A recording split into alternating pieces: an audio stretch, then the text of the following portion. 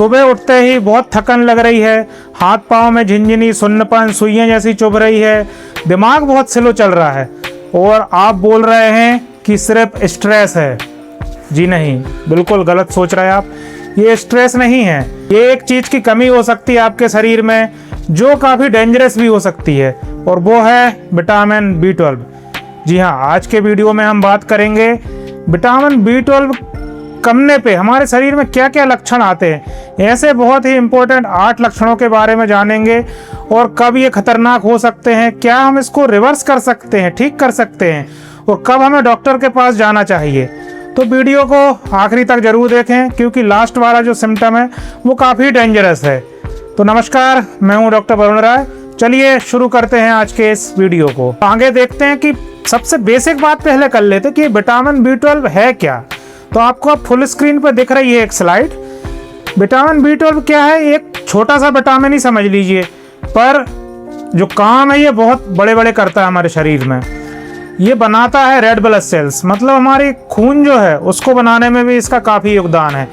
ये प्रोटेक्ट करता है हमारे नर्व सेल्स को।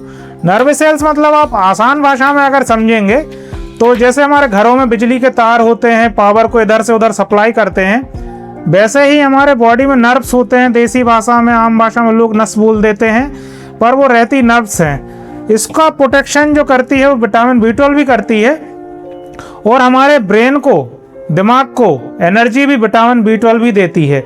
अगर ये कम हो गया तो बॉडी लिटरली लो बैटरी मोड में चली जाती है। तो चलिए पहला सिम्टम, पहला लक्षण देखते हैं अब आगे।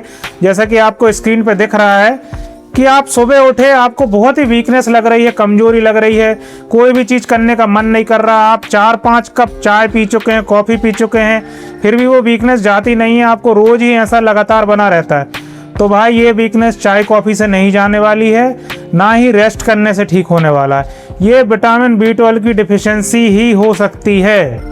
तो चलिए अब आगे अगले लक्षण को देखते हैं, अगले सिम्टम को देखते हैं। आपके हाथ के तलुए और पैर के तलुओं में सुन्नपन लगता है, सुई के जैसे चुभने जैसा दर्द होता है, झिनझिनी आती है। तो ये लक्षण विटामिन B12 डिफिशियंसी के कमने के प्रारंभिक लक्षण हो सकते हैं। अगर इस समय आपने ध्यान नहीं दिया तो आपकी नर्व्स जो है, नसें जो है, परमानेंट डैमेज भी हो सकती हैं, जो कि एक बहुत बड़ा खतरा है। अब चलिए अगले सिम्टम को देखते हैं हम। आप सुबह सुबह उठे, आप किचन में गए, कुछ काम से गए थे, वहाँ जाके आप भूल गए और अपने आप में ही सोच रहे हैं मैं क्या करने आया था, क्या फ्रिज खोलने आया था, या बस ज़िंदगी को ऐसा ही देखने आया था, टाइम पास करने आया था। आप टोटल ब्लैंक आउट हो गए, ब्रेन फॉग हो गया आपका, जैसे आपकी बॉडी बिल्कुल दिमाग हैंग हो गया हो। तो ये लक्षण विटामिन B12 डिफिशियंसी के हो सकते हैं, अभी भी आप सावधान हो जाएं। अगला जो लक्षण है, सिम्टम है, जैसा कि आप स्क्रीन पर देख रहे हैं, छोटी छोटी बात पर गुस्सा आना, मूड स्विंग होना। ये भी विटामिन B12 का डिफिशियंसी का एक लक्षण हो सकता है।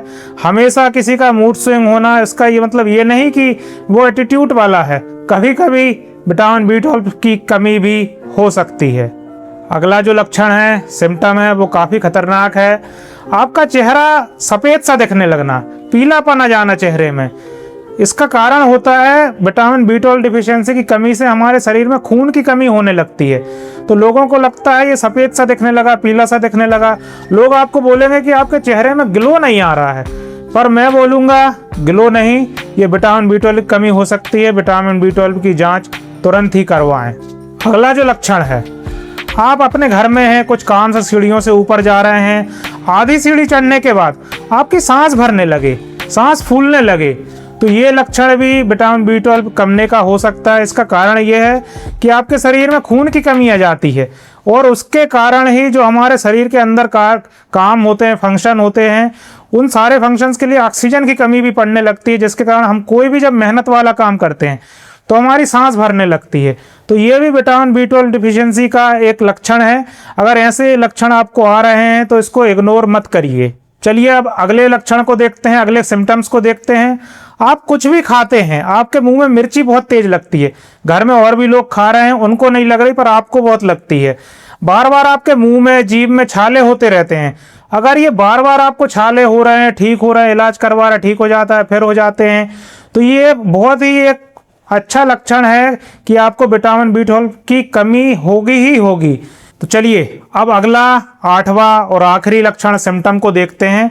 आप सड़क पर जा रहे हैं, आपने देखा कोई व्यक्ति सीधा चल भी नहीं पा रहा, खड़ा भी नहीं हो पा रहा, अपना बैलेंस नहीं बना पा रहा, तो आप ये सोचेंगे कि ये शायद कुछ अल्कोहल वगैरह लेके आया होगा, पर वो तो अल्कोहल पीता ही नहीं है जब आपने पता किया। तो इसका कारण भी विटामिन B12 की डिफिशियंसी हो सकती है। नर्व्स में, नसों में बहुत ही वीकनेस आ जाती है, हमारा नर्वस सिस्टम पूरा डैमेज हो जाता है। ये कंडीशन बिल्कुल डेंजरस होती है, अपन को यहाँ तक नहीं पहुँचना है, इसके पहले ही इसकी जांच करा लेनी है, इग्नोर नहीं करना है बाकी लक्षणों को। तो चलिए, ये हमने सारे लक्षण देख लिए। अब हम देखते हैं कि कौन कौन हाई रिस्क पे है, मतलब विटामिन B12 की जो कमी है वो किन किन लोगों में ज़्यादा हो सकती है और किन के लिए ये ज़्यादा खतरनाक है। तो आपको बड़ी स्क्रीन पे दिख रहा होगा कि जो वेजिटेरियंस हैं, मतलब जो सिर्फ वेज खाना ही खाते हैं, उनको ये डिफिशियंसी ज़्यादा होती है, क्योंकि वेज खाना में विटामिन B12 बहुत ही नाम मात्र का होता है या होता ही नहीं है। ये एक बहुत बड़ा रीज़न है कि वेजिटेरियंस जो होते हैं उनमें विटामिन B12 की डिफिशियंसी आ जाती है। दूसरा है डायबिटिक पेशेंट, जो शुगर के पेशेंट हैं, मेटफॉर्मिन एक दवाई होती वो ले रहे हैं कंटिन्यू, उसके कारण भी विटामिन B12 की डिफिशियंसी आ जाती है। जिनकी उम्र 40 से ज़्यादा हो गई है उनमें भी विटामिन B12 की डिफिशियंसी बहुत आती है, कमी आती है। और एक बहुत बड़ा कारण है डाइजेस्टिव इशू वाले, मतलब जिनका पेट ठीक नहीं रहता है। तो हम जो भी खाना खाते हैं विटामिन B12 वाला, वो हम एब्जॉर्ब नहीं कर पाते, डाइजेस्ट नहीं कर पाते, इसीलिए इस विटामिन B12 की कमी धीरे धीरे हमारे शरीर में आ जाती है। तो आप अगर इनमें से कोई हैं तो विटामिन B12 की जांच अपनी रेगुलर करवाते रहें, नहीं तो ये आखिरी वाले लक्षण तक आप पहुंच सकते हैं। तो चलिए, हमने समस्या तो समझ ली, अब इसका सॉल्यूशन देखते हैं। अब सॉल्यूशन क्या है? तो हमको ऐसा डाइट लेना है जिसमें विटामिन B12 काफ़ी रिच हो। अगर आप नॉन वेजिटेरियन हैं तो बहुत ईजी है, अंडा ले सकते हैं, मछली ले सकते हैं, मीट ले सकते हैं, उसमें विटामिन B12 बहुत ही मात्रा में होता है जिससे आपकी पूर्ति हो जाएगी शरीर की।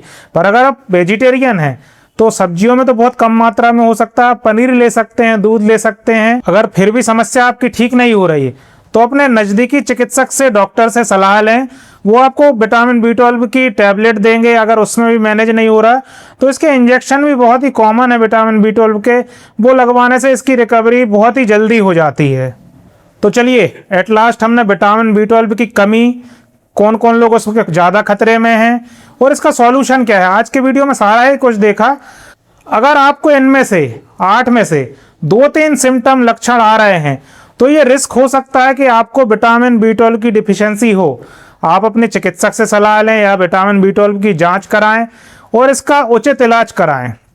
प्लीज़ इसको इग्नोर मत करें, ये आपके लिए खतरनाक हो सकता है।